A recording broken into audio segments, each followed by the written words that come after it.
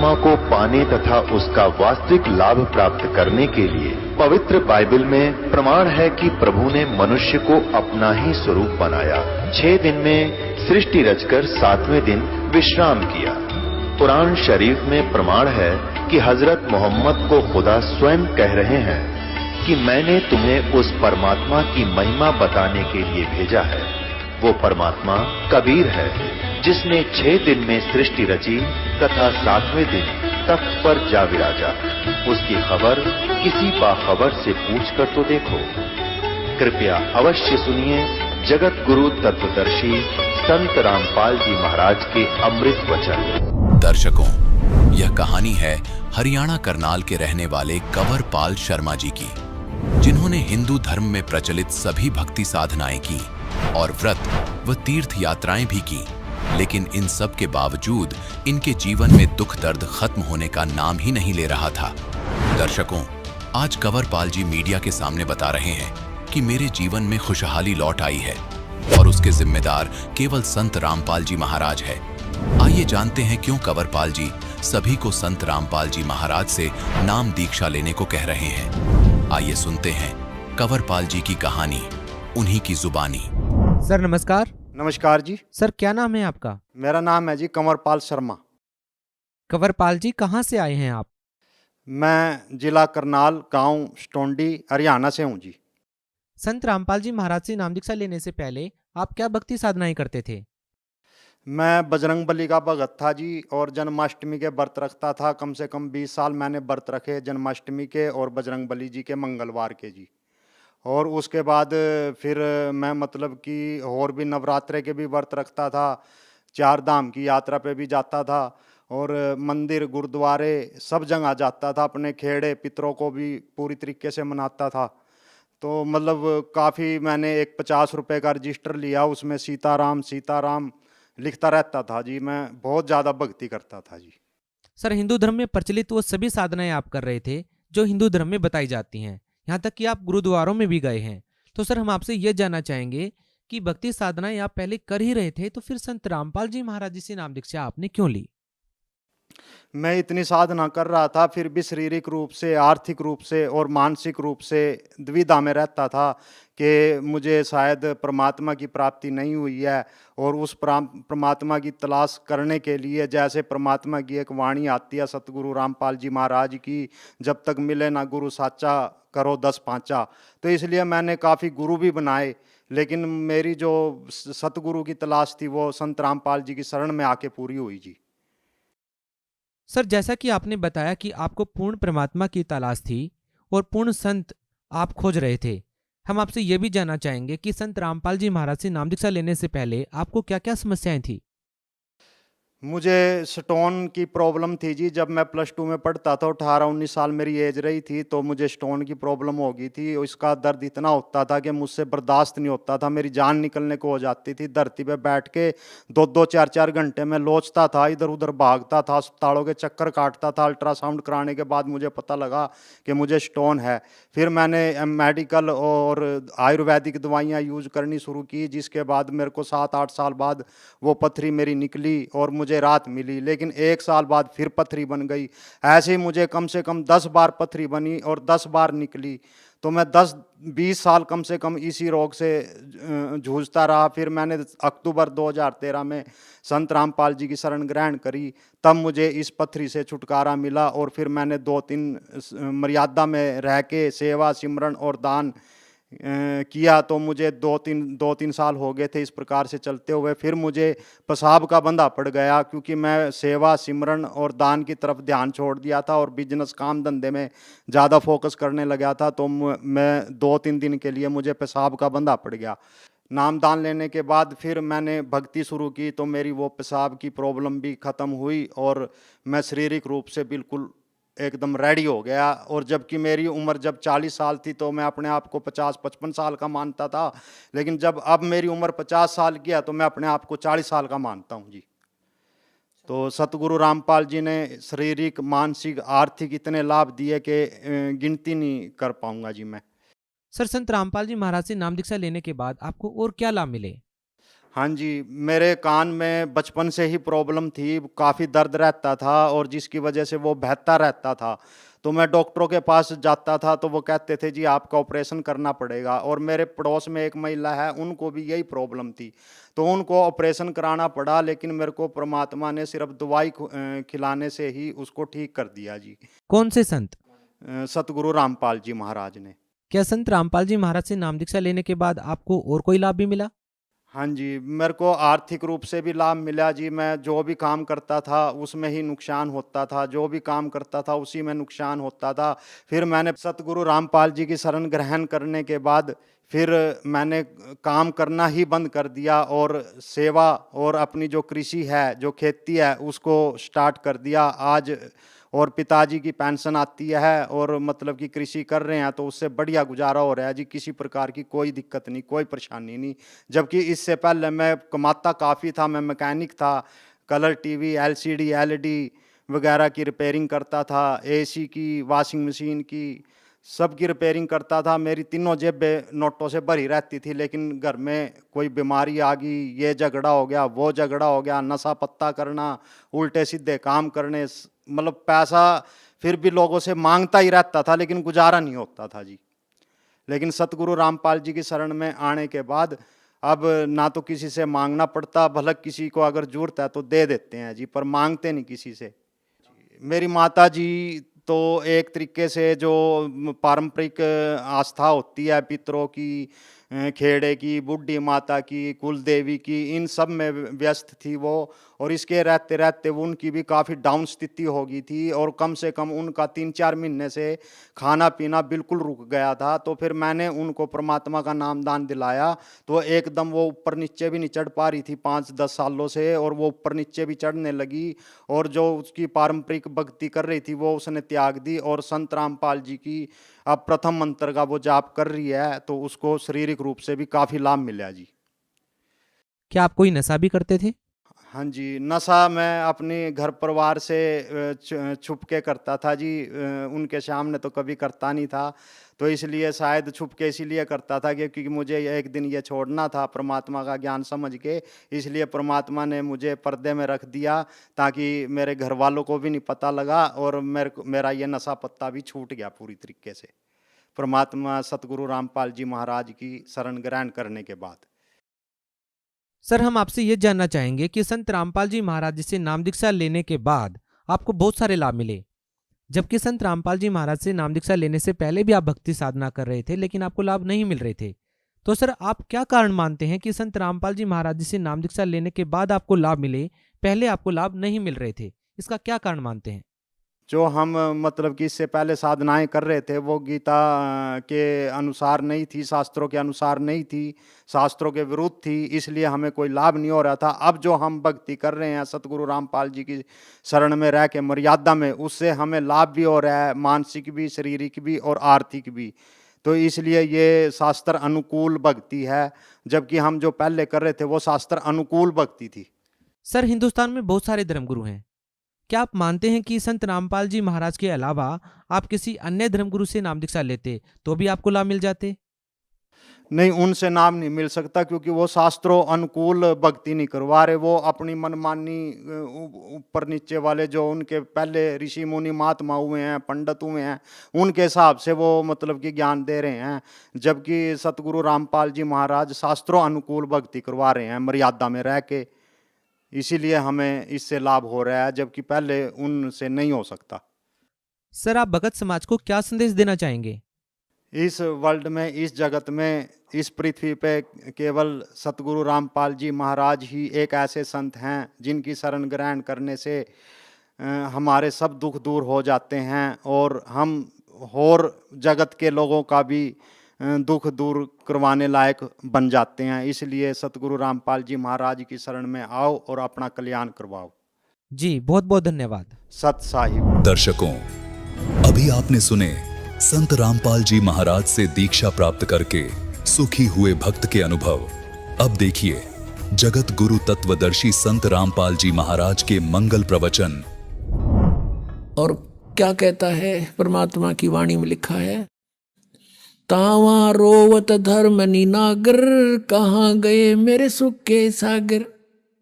अधिक वियोग हुआ हमसे ती, जैसे निर्धन की लुटगी खेती। कल्प करे और मन में रोवे, दसों दिशा को वो मगजोवे। अब रो रहा है। अन्यों कहे भगवान बेग में लो करूं अपघाता, अब ना जीऊं सुनो विधाता। अब धर्मदास जी नो देखे कि भगवान कहीं मेरे पीछे तो नहीं है, ऊपर तो आकाश में तो कहीं दिखाई नहीं दे रहे हैं। कहते हैं कल्प करे और मन में रोवे, दसों दिशा को वो मगजोवे। चारों तरफ देख रहा हूं, दसों दिशा को, ऊपर को नीचे को। और कहता बेग में लो कर हूं अपघाता, मैं ना जीऊं सुनो विधाता। हे परमात्मा जल्दी दर्शन दे दो, अब मैं जीऊंगा नहीं मैं आत्महत्या करूंगा। रोता हुआ घर पे आ गया। उसकी पत्नी ने सोचा भगत क्यों रो रहा है, क्या बात होगी इसको। अब बोल नहीं पा रहा, इतना बुरी तरह रो रहा। कहां से, मथुरा से रोने लगा था, बांधवगढ़ पहुंच गया एमपी में, 800 किलोमीटर। 2 दिन 3 दिन जाने जाने में लगे होंगे उसको। पैदल चलते थे पहले, कोई सवारी नहीं होती थी ऐसी, और श्रद्धालु थे, पैदल चलते थे। उसकी पत्नी का नाम आमनी देवी था, बड़ी धर्मात्मा थी, लेकिन कभी कभी वो भी भगत के साथ कुछ दान धर्म के बारे में कुछ कंजूसी करती थी। तो उसने सोचा कि भगत क्यों रो रहा है और वापस कैसे आ गया। इसका तो 1 महीने का टूर प्रोग्राम था, आ गए 7वें दिन। उसने सोचा बात क्या है, और उसके मुंह की तरफ देख रही है, और वो रो ऐसे बुरी तरह रहा जैसे किसी बालक के माँ बाप दोनों मर जा, वो बालक रोया करे। इतना बुरी तरह जमीन पर ऐसे मुंह के बल पड़ गिर के और बुरी तरह रो रहा है। उसने सोचा इसके क्या हो गया, इतना जल्दी कैसे आ गया। आमनी ने सोचा कि हो सकता है इसके किसी ने ठग ने पैसे लूट लिए हों, और मैं कंजूस हूं, कई बार इसको कह देती थी जब वो धर्म भंडारे करता था, खुले हाथ में टोक दिया करती कि बच्चे के खाएंगे, घना दान ना करया करे। तो उसने सोचा कि अब ये न्यू ना रो रहा हो कि मैं इसका पैसा किसी ने ठग लिया, चुरा लिया, जो यात्रा के लिए ले गया था। और अब ये सोच रहा होगा कि मैं दोबारा जान की सोचूंगा, पैसे की कहूंगा तो यह मुंह चढ़ावेगी। तो उसने सोचा कि जिस कारण से रो रहा हो। अब वो धीरे धीरे कहती है सेठ जी क्यों रो रहे हो, किसी ने पैसे निकाल लिए होंगे ना, तुम्हारे तो भगवान ने बहुत दे रखा है, और कितने पैसे ले जाओ आप, और ले जाओ, आप पूरा करके आओ अपना कार्य। अब वो 1 घंटा 2 घंटा खूब रो लिया, धीरे धीरे सबकता हुआ, रोता रोता कहता कि आमनी यदि मेरा यूं धन खो गया होता, भौतिक धन कोई चुरा लेता, मैं नहीं रोता, फिर ले जाता, लेकिन मेरा वो धन गुम हो गया जो मुझे अब शायद मिला नहीं, और वो मिले नहीं मैं जी नहीं सकता। आमनी ने पूछा कि ऐसा कौन सा धन था तेरा। अब ये बात सुनकर बैकग्राउंड कहानी की तरफ देखकर वो फिर बुरी तरह रोने लग गया। रोते रोते काफी देर के बाद जब उस थोड़ा सा स्वाभाविक सा हुआ, शांत हुआ, सारी कथा बताने लगा। जो परमात्मा ने ज्ञान सुनाया था सारी ज्ञान सुनाया, और सृष्टि रचना सुनाई थी परमात्मा कबीर जी ने। अब इतना समय नहीं रहा आज के सत्संग में, नहीं वो भी सुनाता, कल सुनाएंगे। तो वो उसने सारी सुनाई और सब अपने साथ घटना बताई कि ऐसे ऐसे मैंने रोटी बनाई, उसमें चींटियां जल गई थी, और वो चींटी सारी जीवित कर दी, मेरा पाप काट दिया। अब आमनी कहने लगी इतना बढ़िया ज्ञान और खुद भगवान देने आ रहे थे, आप तो व्यापारी हो, आप तो बिजनेसमैन थे, यू सौदा चूक कैसे गए। अब धर्मदास कहता जिंदगी में पहली बार मैं आ रहा हूं सौदे में, आज तक हार का मुंह नहीं देखा था, अब के मैं चूक गया अपना सौदा। और ये घाटा मुझे शायद इस जीवन में पूरा नहीं होगा और मैं जी नहीं सकता। जो साधनाएं हम करते थे वो एक आने की नहीं, आगे का रास्ता कति नहीं, घोर अंधेरा हो गया मेरे सामने, जीऊं कैसे भगतमती। आमनी कहने लगी आपने तो गलती कर दी। इब्बन माँ विष्णु महेश गेला कुणसी अपनी रिश्तेदारी थी और ये कुणसी अपना रोज मिला करते थे। हमने सुनी सुनाई बातों पर उन पर आश्रित थे और इतना बढ़िया ज्ञान सारे प्रमाण आपको बताए गए, आपने चरण पकड़ने चाहिए थे। कहने लगा इसी भूल को तो रो रहा हूं, जय कह भगवान आगे, अब क्या नहीं छोड़ूंगा चरण उनके। ऐसे बीत गया, 6 महीने बीत गए उनको। धर्मदास जी ना कुछ खावे, मुश्किल से एक आध फुल्का रोज, मुश्किल से उसकी पत्नी कह सुन कर खिलाओ उसको, और वो ना काम काज में रुचि, वो भक्ति करा करता वक्ति वत करने की कोई ना थी। सुबह बैठ जा दरवाजे तो बाहर द्वार के ऊपर गेट पे है, अनु देखे दूर ताई, जैसे बेलड़ी ने श्री राम की प्रतीक्षा की थी। अब जैसे उसको कहीं दूर से कोई आता दिखाई देता, चल पड़ता उसकी तरफ कि शायद महात्मा आगे। और एक बार पुण्यात्मा जिसकी चाह आपको हो जाती है, आम व्यक्ति भी वो शायद दिखने लग जाता है उसको, वहां तक जाता है कि ना ये तो को नहीं, वो नहीं है। फिर पता लगा किसी से कि एक महात्मा बैठा है जंगल में, गांव नगर के बहुत से लोग उसके पास जा रहे हैं दर्शनार्थ। भगत जी भी पहुंच गए, धर्मदास जी। अब देखा कि भाई हो सकता है महात्मा वही हो सकते हैं, लेकिन इनका ज्ञान से परीक्षण होगा। धर्मदास जी ने प्रश्न किया उस साधु से परीक्षा करने के लिए, जब महाराज जी होंगे तो वो बात मैं प्रश्न करूंगा, टू दी पॉइंट जवाब देंगे। उसने प्रश्न किया, महाराज जी मैं कुछ प्रश्न करना चाहता हूं। धर्मदास ने कहा। वो साधु महात्मा बोला, करो बच्चा। कि ब्रह्मा विष्णु महेश के माता पिता कौन है? वो साधु कहता, अरे कैसी बात करता है, इनके कोई माता पिता नहीं, अदरो अमर सर्वेश्वर महेश्वर। और जान गए यो ठीक हो मन मन महीनों कहे तो रॉन्ग नंबर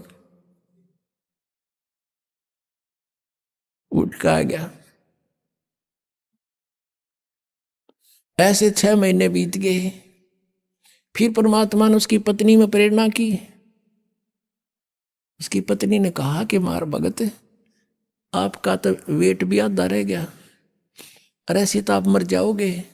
भगवान ने जब बिछड़े आपसे कुछ तो कहा होगा। वो कहते हैं कि जहां धार्मिक भंडारे होते हैं, यज्ञ होते हैं, साधना करते हैं, जो भगत इकट्ठे होते हैं तो कोई भंडारा करता है तो मैं अवश्य जाता हूं और उनको ज्ञान चर्चा करते हैं परमात्मा। जैसे आपने ऋग्वेद मंडल नंबर 9 और सूक्त नंबर 86 के मंत्र 26-27 में पढ़ा कि वो परमात्मा हमारे यज्ञों में, धार्मिक यज्ञों में बिजली अत्यधिक गतिशील पदार्थ के समान आकर प्राप्त होते हैं, गुप्त रूप में आकर बैठ जाते हैं वहां पर। और वही परमात्मा ने कहा कि ऐसे धर्म भंडारे होते हैं, धार्मिक यज्ञ होती हैं, वहां अवश्य जाता हूं, क्योंकि वहां मेला भरता है, भक्तों को बैठा के समझाते हैं, चर्चा करते हैं गुप्त रूप में। तो आमनी ने कहा कि आप भंडारा कर दो। धर्मदास ने कहा एक दिन में क्या हुए हैं, एक दिन में तो पता भी ना चला किसी ने। आमनी बोली तू कर ले जितने दिन का करना हो, कि 3 दिन का करना पड़ेगा, अब 3 दिन का कर ले। उसने 3 दिन का भंडारा, धर्म भंडारा दिन निश्चित कर दिया। आसपास सब चिट्ठियां भिजवा दी कि दूर तक। अब पहले दिन सब भोजन करके साधु संत महात्मा चले गए, वो तो नहीं आए। देखता रहा। उसकी पत्नी ने पूछा कि महाराज जी आए क्या? महाराज जी कि नहीं, आज तो नहीं आए। अगले दिन फिर ऐसा ही हुआ। तीसरे दिन आफ्टरनून हो गया, भंडारा यानी भोजन चल रहा है, साधु संत खाकर जा रहे हैं। अब धर्मदास ने फाइनल फैसला कर लिया, क्योंकि वो तो आत्मा के पुकार सुनते हैं, कि यदि आज आप नहीं आए कल आपका दास नहीं रहेगा संसार में। अब जिया नहीं जा मेरे थे, आज तक की आस थी शायद आज आ जाएंगे। अंतर वो तो कहते हैं चिट्ठी पायल बाजे पैर, साहिब सुनता है सब लहर। अंतर्यामी सारी जानते हैं, उन्होंने देख लिया कि आज भगत मरेगा, अब नहीं जीवेगा, क्योंकि फाइनल फैसला था उसका कि ये भंडारा पूरा हुआ और मैं आत्मघात करा। तो फिर कहते हैं बेग में लो कर हूं अपघाता, मैं ना जीऊं सुनो विधाता। उसी समय जब रहे ना 10-20 भगत 50-60 भोजन खा रहे थे महात्मा, ये उसे महात्मा जिसे बताए थे आप ताई। तो उसी समय एक कदम का पेड़ था लगभग 200 फुट की दूरी पर, जहां भंडारा चल रहा था। वहां आके उसी जिंदे वाले महात्मा के रूप में वहां पर बैठ के आके धर्मदास की, वैसे वो देख तो रहा था ऐसे ऐसे पल पल में, जब नंग आ गई हक वो बैठे महाराज जी तय नंगे पैरा नो दौड़ के नो देखा जानते कति नो वह के चरणा नो सीने लाग गए न चपट गए, जो कर बालक अपने माता पिता के चिपक जाता है। अनो देखे अनो कहे भगवान इनका छोड़ के ना जाइयो, हे परमात्मा आपका जो कहोगे सारी सुनूंगा। तब परमेश्वर ने कहा धर्मदास इन पहले फारग कर नकलिया ने, फिर बतलावांगे आपस में। अगना जी इब ना जाइए, अगना ही बच्चा नहीं जाऊंगा, बस विश्वास कर मेरा। अब वो एक कदम एक बार तन्नू देखे, फिर उन तो डगाने थे वो फटाफट करके फारेगे। और परमात्मा को कहा आपके दास की कुटिया आ जाओ यहाँ पर थोड़ी देर, अंदर बतलावांगे। अंदर ले गया, भगवान को जैसा भी बैठने को साधन दिया, अपनी पत्नी से बुलाया कि आजा भाग जा, भाग गया आमनी मेरा धन पा गया, मेरा धन पा गया। दोनों एक एक पैर पकड़ कर बैठ गए। तब आमनी ने कहा कि भगवान आपका बच्चा ये तो बहुत नर्म आत्मा का है, इसको तो मैं सांत्वना देती रही ना, पहले मर लेता। ए भगवान आप तो अंतर्यामी हो, इतना दुखी नहीं करना चाहिए था अपने बच्चे को। तब परमात्मा ने कहा कि आमनी यो काल का दूत हो रहा था, ये जिसको मैं 2 बार मिला इसने सारी बात मानी, फिर कितन काल फिर इसका आंट लगा देता। मैं इसके साथ था, इसको मर नहीं देता बेटा, ये तो मर लेता पहले ही। इसका बड़ का डैमन है, इसका लोहा गर्म किया है। अब लोहा गर्म होए बिना चोट मारे जाओ तो उसका कोई फायदा नहीं। अब इसका अंतःकरण साफ हो लिया, आज बेटी जो मैं कहूँगा सारी मानेगा, और ये सत्य इसके हृदय में उतरेगी, इसलिए थोड़ी सी देर करी थी। तो पुण्यात्माओं ये वो समर्थ है, कहते हैं जो जन मेरी शरण है ताका हूँ मैं दास। और गेल गेल लाग गया फिर जब लग धरती आकाश। फिर सारी कथा सुनाई, दोबारा से कई दिन रुके, उनको खूब ज्ञान समझाया, दोनों ने उपदेश लिया। तो परमात्मा ने तो गवाह बनाना था उनको, धर्मदास की आत्मा को। परमात्मा तो चले गए, अभी मैं अब जाता हूँ फिर आऊँगा। कुछ दिन के बाद एकदम धर्मदास जी को दर्शन दे रहे हैं ओनली, और कहा धर्मदास चल तुझे मैं अपना सतलोक दिखाता हूँ। पहले धर्मदास ने प्रार्थना की थी पहले कई बार, ले चल आज तुझे अपना स्थान दिखाता हूँ। सतलोक लेके गए धर्मदास को, आत्म शरीर वहीं पड़ा है, अचेत पड़ा है। 3 दिन हो गए, रिश्तेदार इकट्ठे हो गए, गाँव के इकट्ठे हो गए, नगर के लोग आने लगे। क्या हो गया कि पता नहीं क्या बीमारी होगी, बेहोश पड़ा है, कोमा में चला गया। तीसरे दिन परमात्मा ने सब कुछ ऊपर दिखाया, सारा सतलोक दिखाया, वहाँ की सतीथि दिखाई, वहाँ की जो रहते हैं हंस लोग, वहाँ की दुनिया दिखाई सतलोक की, कि यहाँ कभी बुढ़ापा नहीं आता, यहाँ कोई दुख नहीं होता, यहाँ मृत्यु नहीं होती, तुम यहाँ रहते थे और अपनी गलती से तुम चले गए। अब धर्मदास कहता है भगवान मुझे यहीं रख लो, अब वापस ना भेजो प्रभु, मुझे यहीं रख लो। मत भेजो महाराज काल की नगरी है, मोहे राख लियो महाराज काल की नगरी है, मोहे मत भेजो महाराज हमसे बिगड़ी है। वहां जाके पता चलता है कि सचमुच हमने जुल्म किया, यहां से गए किस कारण से गए। रो है, बहुत बुरा हाल कर दिया भगवान, वापस ना भेजो तो बहुत बूढ़ी स्थान है। तो परमात्मा ने कहा तो जा बेटा, यहां ऐसे नहीं आया जाता, नो तो मैं सारे ले आऊंगा कि तुम अपनी मर्जी से गए हो, अपनी इच्छा से वापस आओगे, और इतने ही धनी बनकर आओगे जितने धनी यहां से बनकर गए थे। जितने धनी तुम यहां थे भक्ति के शक्ति, इतनी नीचे इकट्ठी करनी पड़ेगी। उसका मैं एक मंत्र दूंगा, तू चल वहां पर, और मंत्र दूंगा तुझे सतनाम, उसका सिमरण करना, उसके भक्ति के धन से तुम वापस आओगे। ऐसे नहीं बेटा बात बनेगी। तीसरे दिन जब वापस आत्मा आ छोड़ दी तो वो जागा। तब उसको पता चला कि ये भगवान तो वहां काशी में रहता हूं। सतलोक से जाकर पता लगा। वहां से चल पड़ा पैदल, बनारस में पहुंचा, रामानंद जी के पास पहुंचा। वहां से पता चला कि कबीर मेरा शिष्य है लेकिन मेरा गुरु भी है। तब मालिक से वहां मिले। फिर कहा कि हे भगवान, आपने मेरी आंखें खोल दी परमात्मा, दीक्षा दो अब दोबारा। नए सिरे तो मालिक ने उपदेश दिया, सतनाम दिया, उसकी मोक्ष किया, सार नाम दिया और उसका कल्याण किया। परम पूज्य कबीर परमेश्वर जी, ये हम सभी आत्माओं के जनक हैं, यही हमारे मालिक हैं। हम अपनी गलती के कारण हम यहां काल के जाल में फंस गए और हम ऐसे लोक में पहुंच गए हैं कि यहां जीव सुखी नहीं हो सकता। यहां सुख नाम की चीज नहीं। परमेश्वर पूर्ण ब्रह्म, परम अक्षर ब्रह्म कबीर देव जी, कबीर साहब जी, जो बनारस में, काशी में एक जुल्हे की भूमिका करके 120 वर्ष तक इस धरातल पर रहे, एक जनसाधारण की लीला करते हैं। ये परमात्मा 3 सतिथि में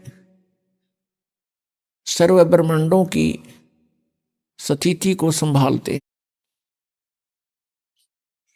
जैसे परमेश्वर का एक बहुत तेजो में स्वरूप है, वो सतलोक के अंदर विराजमान है और बहुत बड़ा गुम्बज है, बहुत सुंदर, एक जैसे मंदिर नुमा एक ऊपर परमात्मा का स्थान है। उसके बीच में परमात्मा का सिंहासन है, तख्त है। और वहां परमेश्वर कबीर देव जी जो हमारे सदृश हैं, मनुष्य सदृश है उनका शरीर, उनके एक रोमकूप में करोड़ सूर्य, करोड़ चंद्रमा, दोनों की मिली जुली रोशनी भी परमेश्वर के एक रोमकूप की रोशनी से फीकी रहती है। इतना तेजो में शरीर है उस परमेश्वर का। और फिर जब वो परमात्मा हमारे को यहां सद्बुद्धि देने आते हैं, यथार्थ ज्ञान बताने आते हैं, तब अपना अन्य रूप धारण करते हैं। उस रूप में तो वहीं रहते हैं, एक अन्य रूप धारण करते हैं हल्के तेज पुंज का। यदि वो परमात्मा उसी तेजो में शरीर युक्त यहां आ जावे तो हमारी आंखें बंद हो जावें, जैसे उल्लू सूर्य को नहीं देख सकता। ठीक इसी प्रकार हमारी ये चरम दृष्टि परमात्मा के उस नूरी शरीर के प्रकाश को, उस नूर को नहीं देख सकती, सहन नहीं कर सकती। इसलिए परमात्मा हल्के तेज पुंज का अपने शरीर को सरल करता हुआ, हल्का करता हुआ और यहां आते हैं। और यहां आने की उनकी 2 स्थिति है।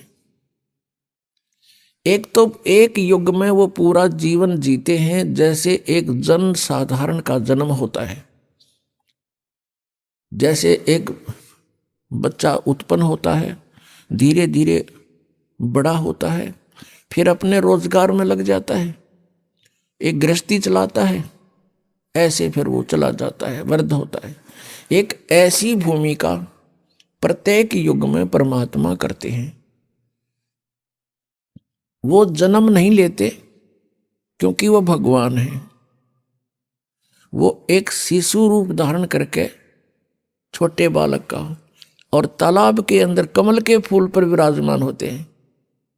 इसलिए परमात्मा को नारायण कहा गया है। नारायण माने जल के ऊपर विराजमान होने वाला।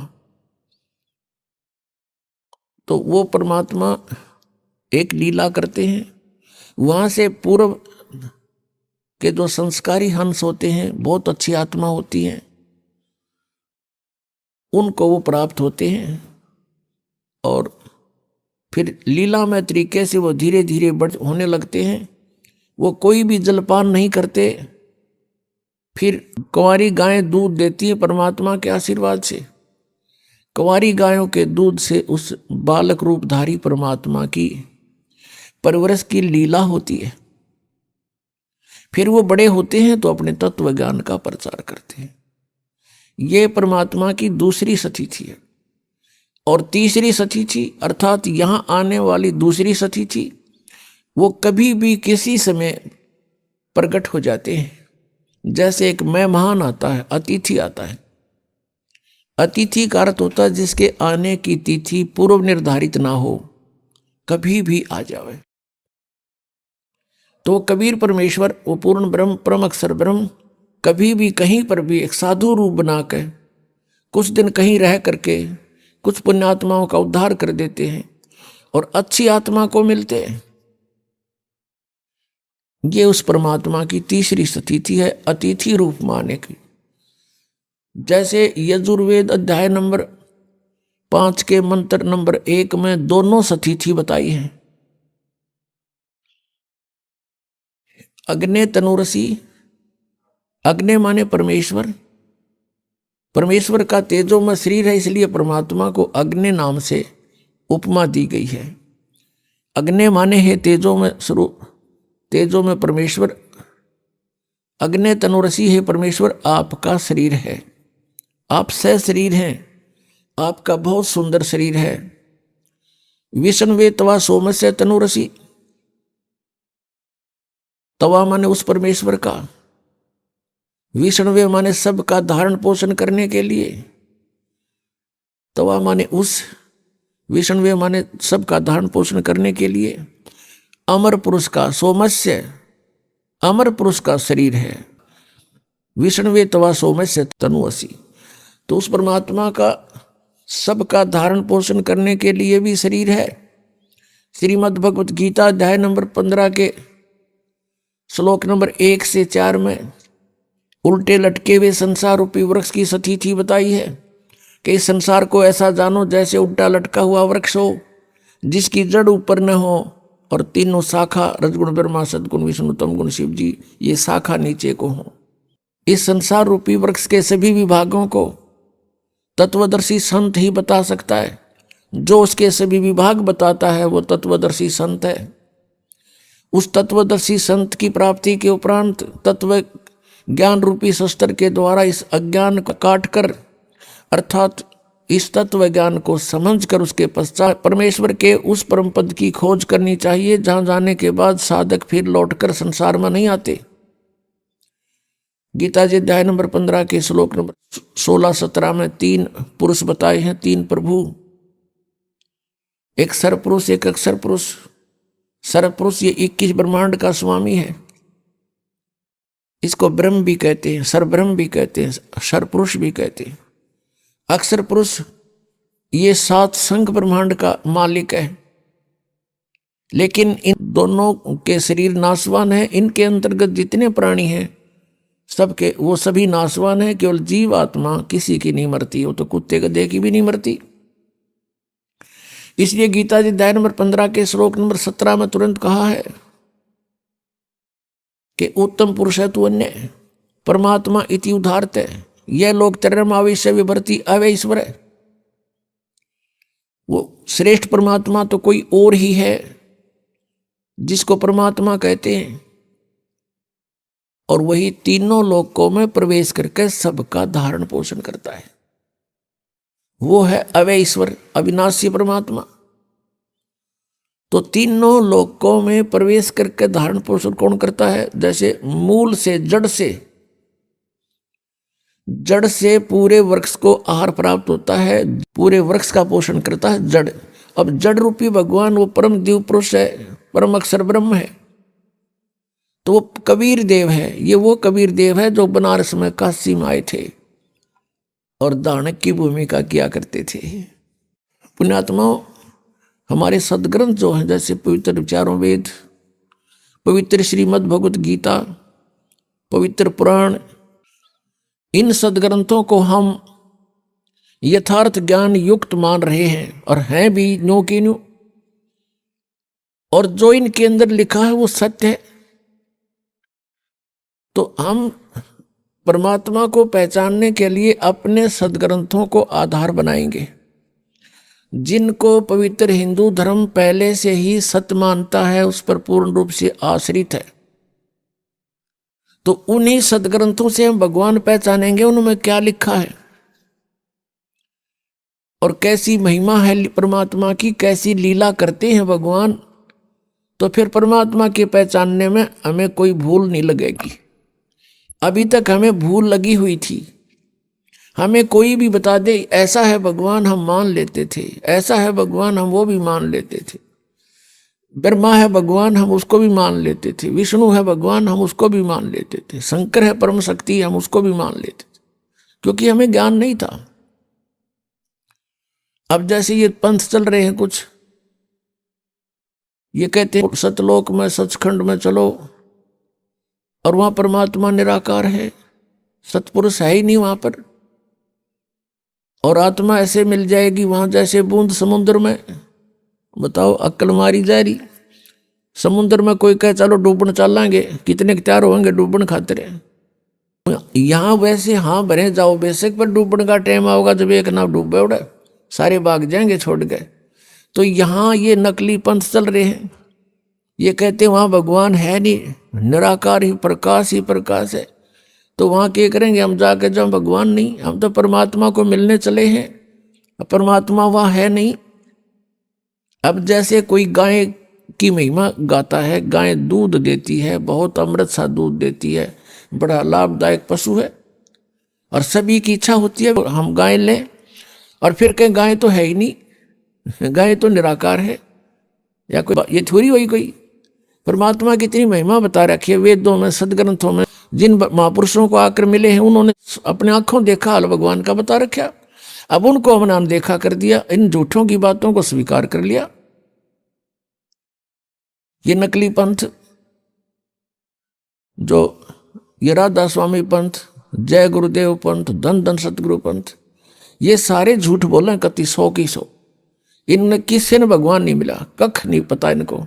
अगर परमात्मा मिला होता ये निराकार बताते। सदग्रंथ सत बतावे कि सह शरीर है, मनुष्य दृश्य है, आंखों देखा संत बताते हैं, दानक रूप रहा करतार, और हमरे ही निहार है हमारा सृजनहार, हमारे जैसा हमारा भगवान, हमारा उत्पत्ति करता।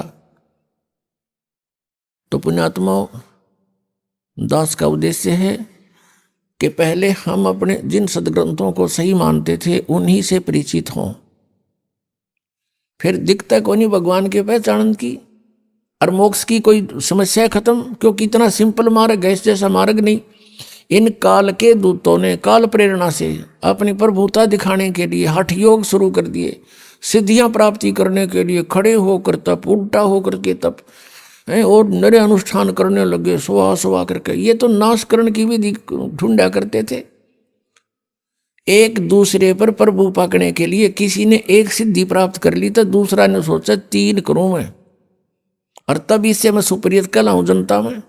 परमात्मा कहते हैं इस हमारे नाम में 24 सिद्धि आ जाएंगी तुम्हारे को, लेकिन इन सिद्धियों का प्रयोग ना कर लेना, ये विष का काम करेंगी। अपने आप पड़ी रहें, क्योंकि सिद्धियां हमारा सहयोग देंगी, और हम इसको प्रयोग करने लगे तो फिर हानि कर देंगे हमारे को। तो इसलिए ये सिद्धियों का प्रयोग करते थे।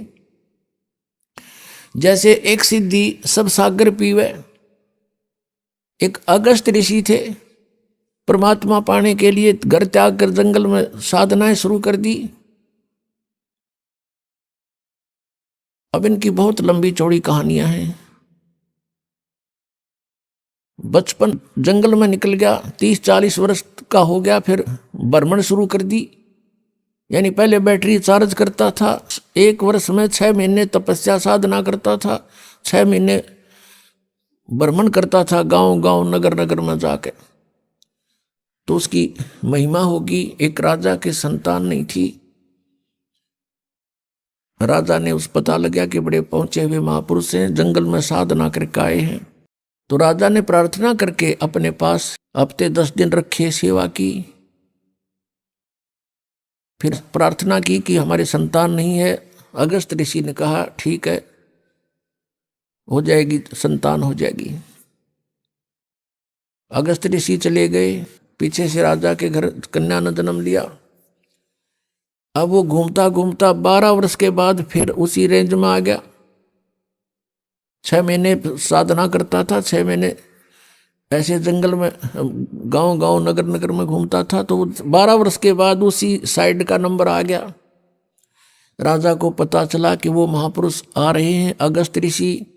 राजा ने अपने नगर की सीमा पर से लेकर वहां तक फूल बिछा दिए और खूब जय जयकार करवा दी, सब खड़े कर दिए नागरिक, आओ भगत के लिए। और साथ में अपनी कन्या को साथ लेकर गए। 12 वर्ष की कन्या पहले बहुत अच्छी तगड़ी हो जाती थी। तो वहां जाकर के कहा कि भगवान, आपकी दया से मुझे एक पुत्री प्राप्त हुई है, आपके आशीर्वाद से मैं आपका आभारी हूँ। अगस्त ऋषि बड़ा खुश हुआ और प्रार्थना की कि महाराज हमारे यहाँ कुछ दिन रुको। पहले तो कह रहा था कि नहीं नहीं, मैं एक दिन से ज़्यादा कहीं नहीं रुकता हूँ। फिर उसने कहा, जाकर जब बताया कि ऐसे ऐसे आपकी कृपा से मैं पुत्री प्राप्त हुई, हम चाहते हैं आपकी कुछ सेवा करें और हमारा मन खुश होगा। तो उसने 2 दिन की हाँ भर ली और राजा ने अपनी कन्या की सेवा की करा दी। बेटा तू इनकी दी हुई है और सेवा करो महाराज की। अब धीरे धीरे वो महाराज जुड़ा 7 दिन डटा। फिर कहने लगा कि मैं तुझसे कुछ मांगना चाहता हूं। राजा से कहा अगस्त ऋषि ने। अब राजा ने कहा, जी हम क्या दे सकते हैं आपको, सब कुछ आपका ही है, मांगने की आवश्यकता नहीं, आप आदेश करो कि ये कन्या मुझे दे दो मेरी सेवा के लिए। अब राजा को पता था नाट गया तो पता नहीं कि बद्दुआ दे दे, कति नाश हो जाए मेरा। अपना छाती पर पत्थर धर के कि जो आपकी आ गया। अब लेकर लड़की ने जाता रहा, कर ले साधना इनकी। फिर उसको क्या हुआ, तपस्याएं करके उसने एक सिद्धि प्राप्त कर लिया। जीवन सारे जीवन में एक सिद्धि सब सागर पीवे, एक सिद्धि जो बोजुग जीवे, एक सिद्धि जल पैर न लाई, एक सिद्धि आकाश से उड़ जाई। अपने आत्मा अगस्त ऋषि ने 7 समुद्रों को एक ही घूंट में पी लिया। अब फिर प्रार्थना की उससे अन्य ऋषियों ने, देवताओं ने कि भगवान यहाँ तो सब आओ भाव बिगड़ जाएगी, एटमॉस्फेयर चेंज हो जाएगा और आप दया करो, हमारे ऊपर रहम करो। रहम कर दिया, उल्टा ही कुरला कर दिया। 7 समुद्र भर गए। अपने आत्माओं, आज हम अध्यात्म ज्ञानहीन हो लिए कति। इन नकली ऋषि संतों महंतों के कारण ही न कहेगा पता नहीं, हमें नास्तिक का दूसरा रूप बना दिया कि भगवान ऐसा नहीं कर सकता, ये सब झूठ बोलने की बातें हैं। नहीं, अध्यात्म के अंदर बहुत बड़ी प्रबल शक्ति है, ऐसा बिल्कुल संभव है। लेकिन ये हमने चाहिए नहीं थी, इनकी आवश्यकता नहीं थी, अज्ञानता के कारण ये किया। क्या कहते हैं परमात्मा, कहते हैं कि डंब कर डूंगर चढ़े, लोग दिखावा करते हैं। ये तपस्या करने वाले ऊंचे से स्थान पर बैठेंगे जहां से दूर तो दिखा सब न महात्मा, वो बैठा और फिर आंख मीच कर बैठा रहा, फिर उसकी सेवा शुरू हो जा, लोग आन जान लग जा, उसकी महिमा हो जाए। वह महिमा की भूख है। परमात्मा कहते हैं कि डंब कर डूंगर चढ़े, डूंगर माने ऊंचे टीले पे, पहाड़ पे, पहाड़ पे, अंतर झीनी झूल, जग जाने बंदगी करेंगे वो सूल बबूल। आम जनता ने सोचा बड़ा महात्मा भाई कमाल कर रहा, घर छोड़ कर देख परमात्मा के लिए कितना संघर्ष कर रहा है। तो कहते हैं ये तो बो है सूल बबूल, ये तक कांटे बो है अपने आने वाले जीवन में, इसकी साधना ठीक नहीं। अब 1-2 भक्त थे, घर से चल पड़े परमात्मा पाने के लिए। उनको एक महात्मा मिल गए जिसका बहुत बोलबाला था, बड़े सिद्ध पुरुष कहां थे। दोनों ने वहां दीक्षा ले ली, घर त्याग कर चले गए, सन्यासी हो गए। कई वर्ष तक वो उस महात्मा के साथ रहे, गुरुजी के साथ आश्रम में। अब गुरुजी की मृत्यु के बाद वो दोनों निकल गए वहां से और अलग अलग दिशा में सिद्धि प्राप्ति के लिए चल पड़े, क्योंकि वो सिद्धि ही सिखाता था।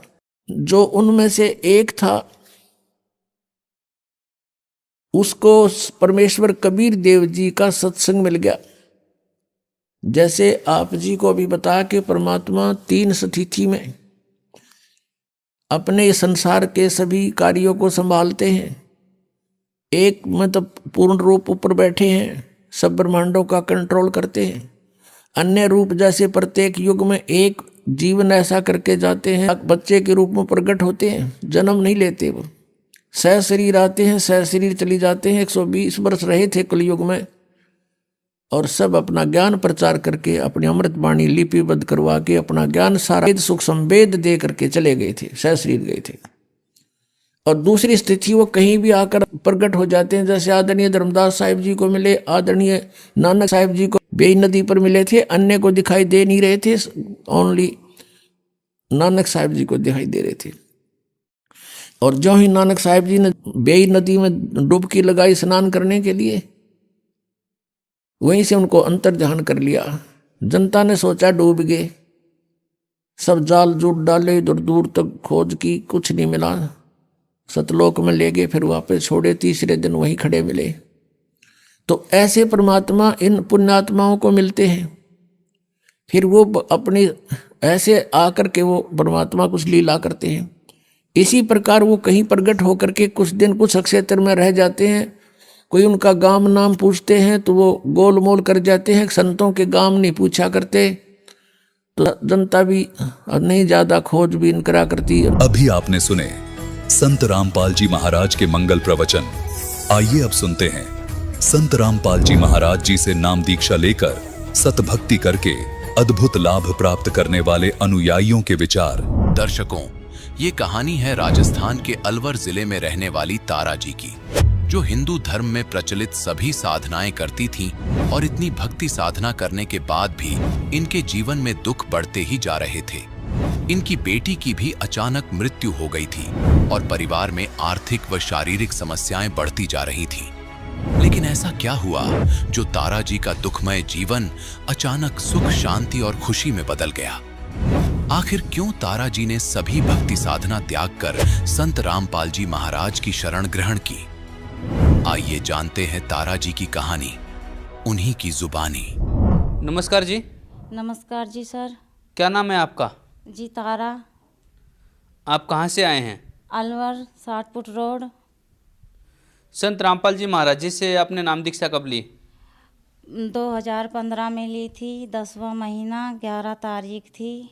संत रामपाल जी महाराज जी से नाम दीक्षा लेने से पहले आप क्या भक्ति साधना करते थे? सर देवी देवता, देवी की पूजा करते थे, शिव जी की पूजा करते थे और सारे देवी देवतान की, मतलब ज़्यादा करके सभी देवी देवतान की हम पूजा करते थे। नवरात्रे करती थी, मैं भी करती थी, मेरी बेटी भी करती थी और मतलब मेरे पूरा ही परिवार ही ज़्यादा करके ही इसी भक्ति में लगा हुआ था। जो आपने बताया कि आप देवी देवताओं की भक्ति करते थे, यह भक्ति साधना करने से आपको क्या लाभ प्राप्त हुए?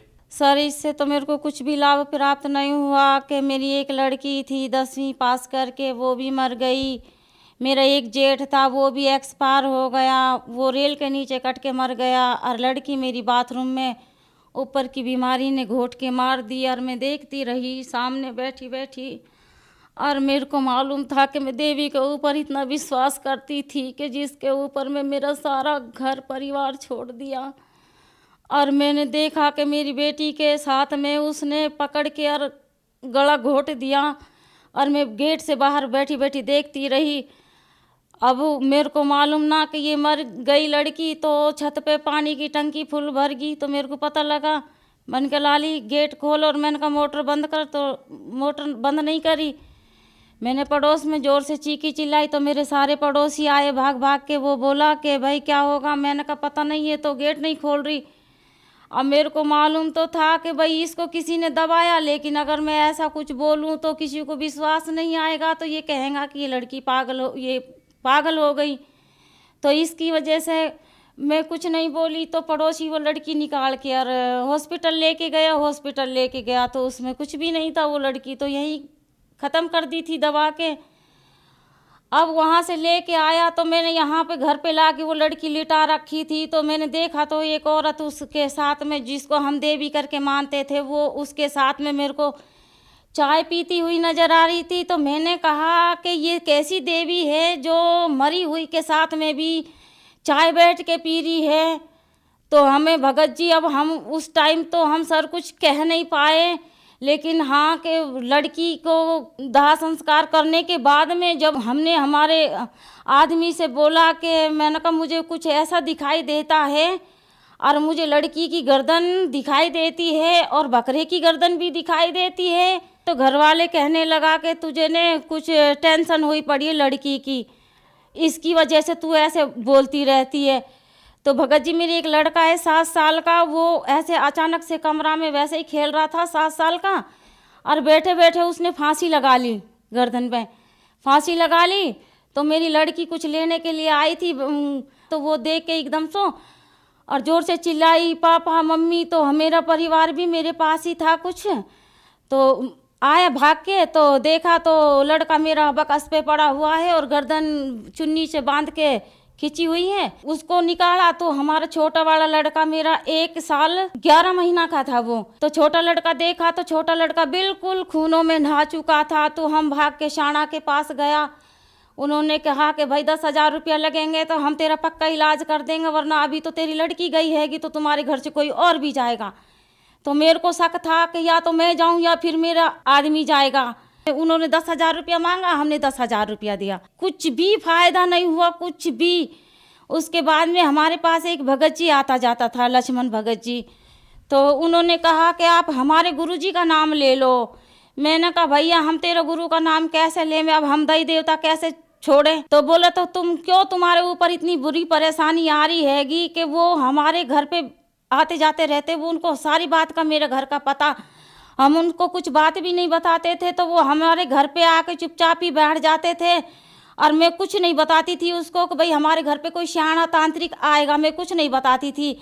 फिर भी कुछ ना कुछ बात के ऊपर तो उनको मैं पता लग जाता था। मैंने कहा हाँ भाई वहाँ करवाया था, मेरे को फ़ायदा नहीं हुआ। तो वो भगत जी बोला कि तो ऐसे करो आप हमारे गुरुजी का नाम ले लो। मैंने कहा मेरा पापा भी तांत्रिक है, मेरे पापा भी शानपत करते हैं। तो मेरे पापा बोला कि तू चल तेरा इलाज मैं कर दूंगा, तेरी ज़्यादा कुछ हालत ख़राब है।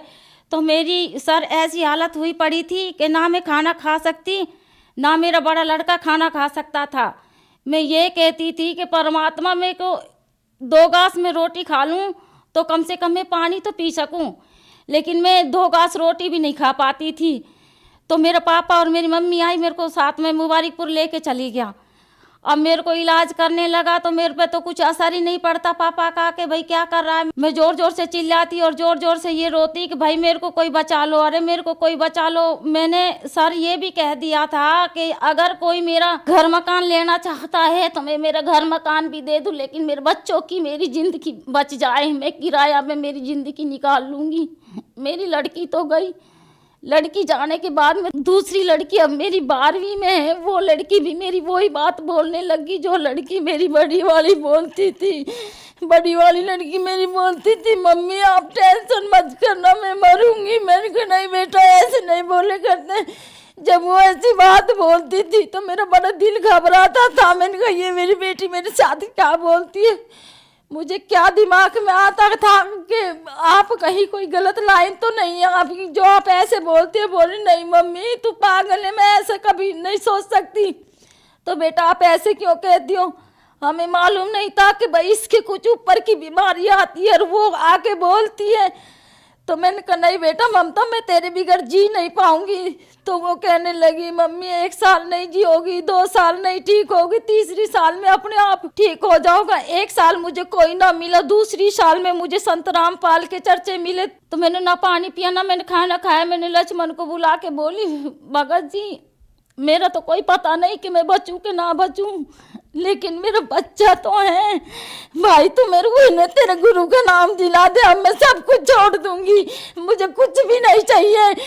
तो लक्ष्मण भगत मेरे को जयपुर लेके गया था। भगत जी हमारे पास में 1 रुपया भी नहीं रहा था क्योंकि हम साण आन के दे के बिल्कुल दुखी हो गए थे। फिर हमें लक्ष्मण भगत लेके और वहाँ पे वो खुद ही तो पैसा दिया उसने और हमें खुद ही जयपुर लेके गया। जयपुर में हमें नामदान दिलाया। हम ऐसे हाथ पैर हो गए थे भगत जी, मेरे बेटे का भी और मेरे भी। और अगर मैं ऐसी खड़ी हो जाती तो मेरे सूट और सलवार निकल के ट्रेन में गिर जाती थी। फिर हम वहाँ संत रामपाल जी से हमने नाम दीक्षा ली। बहन जी, संत रामपाल जी महाराज जी से नाम दीक्षा लेने के बाद आपको क्या लाभ प्राप्त हुए? ऐसा है कि कम से कम जिस टाइम पे हमारे साथ में ये बाधा एकदम से आई थी, कम से कम ना तो 5-6 लाख रुपया का हमारे ऊपर उस टाइम पे कर्जा था।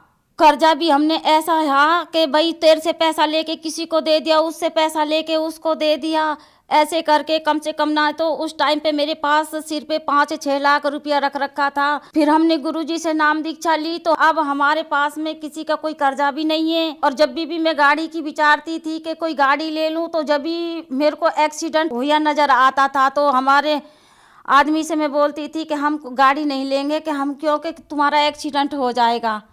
और अब हमने यही महीना में 6 तारीख को गाड़ी निकलवाई है संत रामपाल जी से इजाज़त लेके। तो अब हमें कुछ भी परेशानी नहीं है, अब हम एकदम ठीक हैं। खूब मेरे अच्छे बच्चों को चाहे मैं कुछ भी खिलाऊं कुछ भी पिलाऊं, मेरे बच्चों को कुछ भी नहीं होता है, अब ठीक ठाक रहते हैं। मेरी लड़की भी ठीक रहती है, मैं भी ठीक रहती हूँ।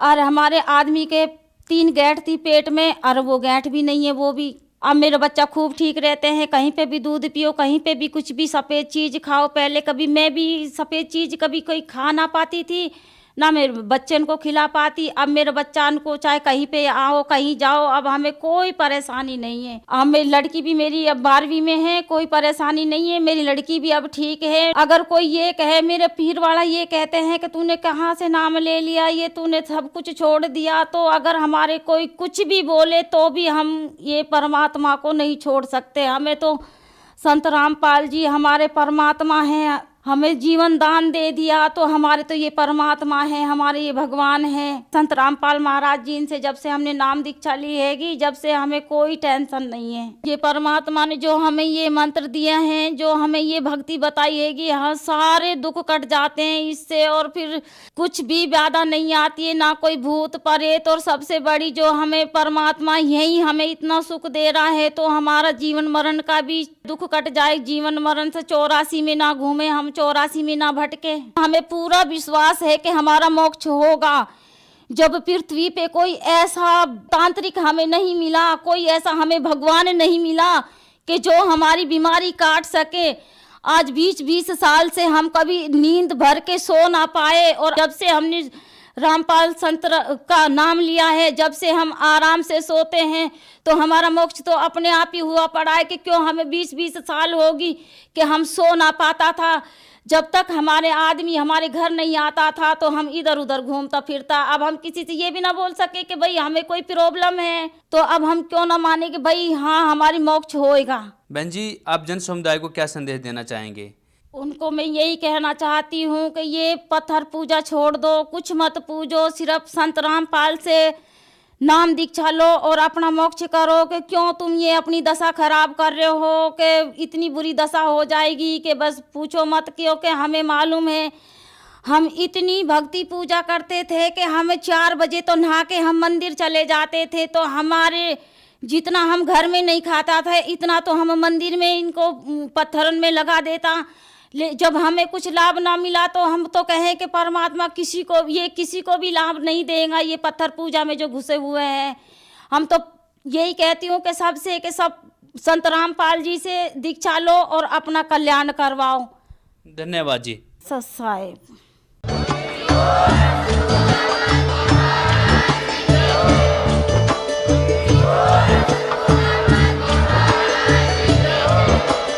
आप सुन रहे थे जगत गुरु तत्वदर्शी संत रामपाल जी महाराज जी के मंगल प्रवचन। अधिक जानकारी के लिए विजिट कीजिए हमारी वेबसाइट www.jagatgururampalji.org। संत रामपाल जी महाराज जी के शुभ आशीर्वाद से पूरे विश्व भर में 500 से भी ज्यादा नाम दीक्षा केंद्र हैं, जिन पर संत रामपाल जी महाराज जी द्वारा ऑनलाइन निशुल्क नाम दीक्षा दी जा रही है। अपने नजदीकी नाम दीक्षा केंद्र का पता करने के लिए संपर्क करें 8222 880541।